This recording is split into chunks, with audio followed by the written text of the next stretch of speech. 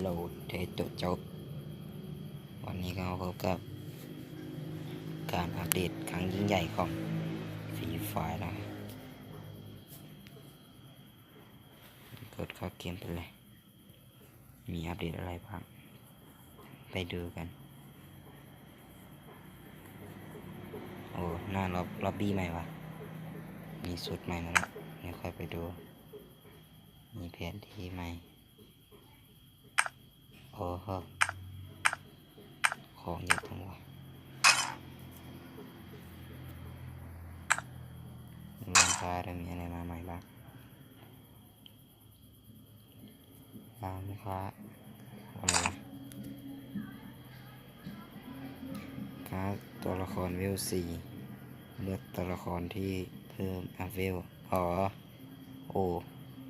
ดีว่ะการนี้เวลาตัวละครเลเวล1มาซื้อการนี้ไปใส่ตัวละครตัวนั้นจะเป็นตัวละครเวล4เลยว่ะโอ้สุดจัดมีอะไรมาบ้างวะ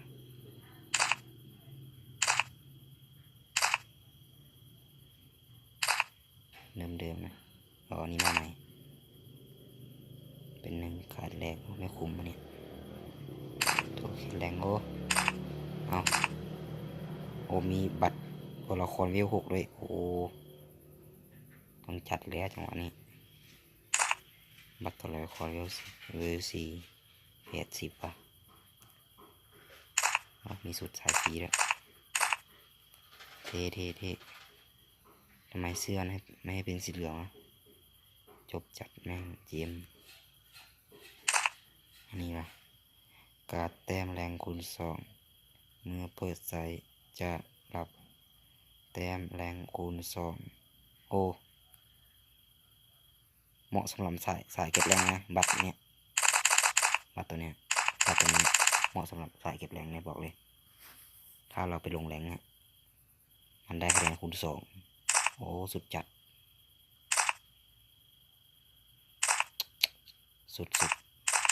โอ้แม่งเหมาะสำหรับสายเก็บแรงเนี่ยโอ้สุดนี่มีการตัวละครใหม่ด้วยอันนี้มันก็ให้แลกโอ้นี่แลกคุ้มนี่นะแลกเลยแลกไป10 อันแลกไปอีกแลกไปหมดโอ้แม่งคุ้มยังวะ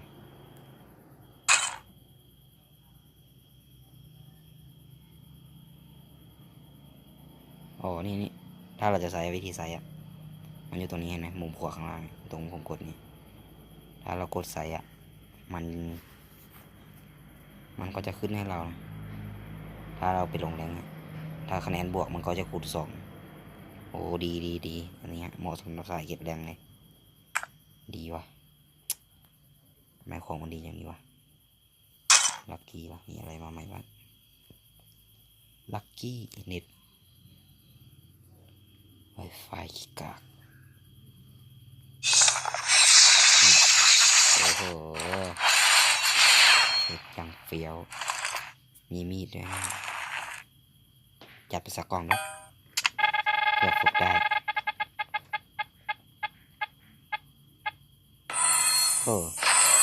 โลสิครับน้ำอย่างเกลือครับกักเกิดลักกี้โกมีสุดนี่วะโอ้สายฟรีอยู่ได้แล้วจังหวะนี้GM รักสายฟรีวะแม่งของยังสวยครับของยังสวยมีอะไรอัปเดตเข้ามาไหมก็ไม่มีอะไรนะการตั้งค่าตอบสนองการควบคุมเสียงมันย้ายมาอยู่ตรงนี้นะการตั้งค่ามันย้ายมาอยู่ตรงนี้นะบัตรตัวนี้ผมถูกใจGM ใจดีเกินเหมาะสำหรับสายเก็บแรงแหละบัตรตัวนี้โอ้เน็ตเป็น5เลยวะ เวนนิดตัวละครละตัวละครอีหยังแน่นะนี่ตัวละครมาใหม่โอ้ยังเฟียวครับนังหล่อจัดเหมือนอะไรวะเหมือนคนนะคนร้องเพลงอะไรวะเพลงอะไรวะจำไม่ได้แล้วโคตรหล่อแม่งดูเวล6ปูซิโดเมื่อพลังชีวิตลด 10%เพิ่มการเจาะเกาะ 10%โอ้ไม่มันโกงจังวะเดี๋ยวคอยดูเขาก่อนเผื่อเขาจัดเราคอยจัดมาไปตรงนี้ดูนี่บ้างอาวุธใหม่มีไหมไม่อาวุธมีดมันไม่มีมีดหรออะไรอีกท่าทางโอ้อย่างเดียวโอ้เย็ดขี้โอ้ ท่าทางแม่งโคตรกวนโอ้ชอบชอบใจเลยเนี่ยท่าตัวนี้อย่างเฟี้ยวเย็ดขี้แม่งสุดเกินโอ้ GM นี่ก็สร้างคิดนะท่าทางกวนจังวะแม่ง What the fuck โอ้ถูกใจท่าทางนี้อยากได้อยากได้โอ้โหอยากได้มีอะไรอัปเดตไหมอ๋ออีกอย่างแผนที่ใหม่ใช่ไหมแผนที่ใหม่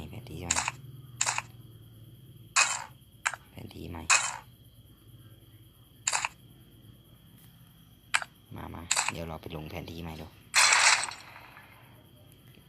ก็จะไปลงตรงแมปใหม่ดูมันจะเข้ามาอย่างวะแมปใหม่ไม่ใช่แมปใหม่ดิสถานที่ใหม่ลองไปดูว่าจับคู่โดนจังวะไอ้วีนปัดเถอะจับปูดเร็วๆหน่อยดิปัดเถอะมีอะไรบ้างวะนี่ยังเด้หน้าล็อบบี้อย่างสวยเย็ดเคโคตรเท่เลยสัตว์เนี่ยหน้าล็อบบี้ใหม่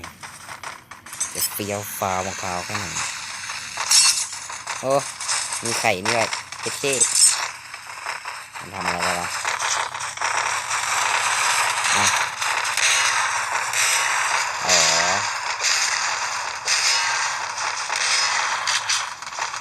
ให้เรายิงเล่นเฉยๆเยอะแม่ไม่ว่าให้ทำอะไรเสียงมันยังกวนแต่งอยู่นั้นแหละอีเวน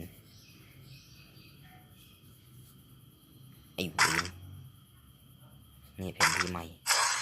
ตรงนี้นี่ห่อดูดาวโอ้มีเซยเขียมคนจริงวะมันไปแล้วจังหวะนี้มันจะถึงไหมวะบักหาหัวมึงมันสิถึงบ่นี่นะขอถามนี่มันสิไปหอดบ่อยากได้รถเดี๋ยวไปดูโรงจอดรถมันจะมีรถไหมถ้าไม่มีนี่จบเลยนะโรงจอดรถไม่มีรถ What the fuck คนน่าจะไปดูเยอะอยู่มีไหมโอ้ตุกโอ้ไปก่อนเอามีคนมาดูได้ไงวะตะกี้เห็นไหมมีคนมาดูได้ไงงงเลยโอ้ตรงนี้มันสร้างใหม่วะ โอ้มีคนวิ่ง วิ่งดิวิ่งดิเอ๋เอ๋เอ๋เอ๋วิ่งดิแตกหนึ่งเอาอะไรวะเนี่ยผมขอเพื่อนผมขอเอามันแตกแล้วเหรอเห็นไหมเดี๋ยวเราไปก่อนเราดูแผนที่หน่อยมายุ่งกับเรา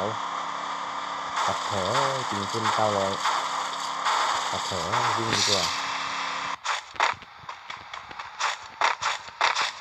โอ้แผนที่ใหม่ครับน้องๆอย่างสวย What the fuck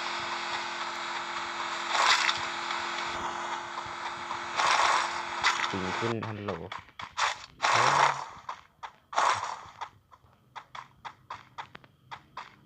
วิน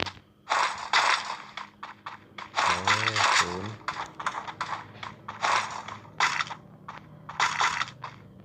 เดี๋ยวสำรวจแผนที่กัน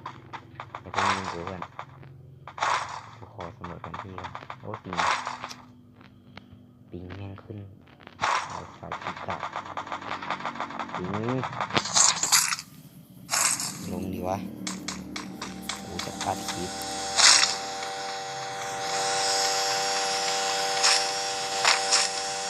โอ้แผนที่มาอย่างสวยโอ้มีมีดด้วยโอ้เท่จังวะชอบใจเลยเนี่ยโอ้ เสียงมันอย่างเสียวเดี๋ยวจะเอามีดเอาไว้ฟันมันเป็นอะไรวะลองดูกูมันเป็นยิงกูโอ้ตายอ่ะเฮ้ไหนล่ะอีกคนเอายิงยิงกูเพื่อนขอโทษ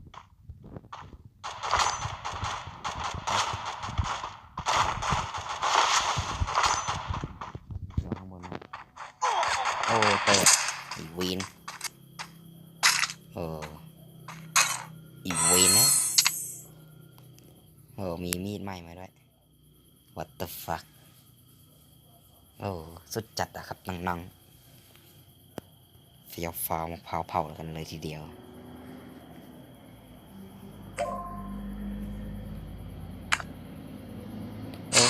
เนาะ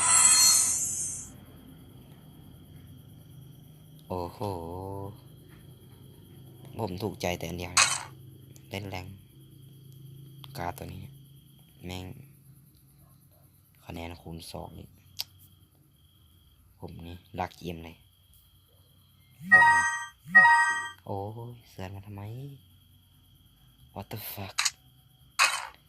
ใครว่าเสือนมาเนี่ย PP ไหนวะบัก5 หัวมั้งไงฟ้าเอาเสือนมาเถอะเนาะบ้า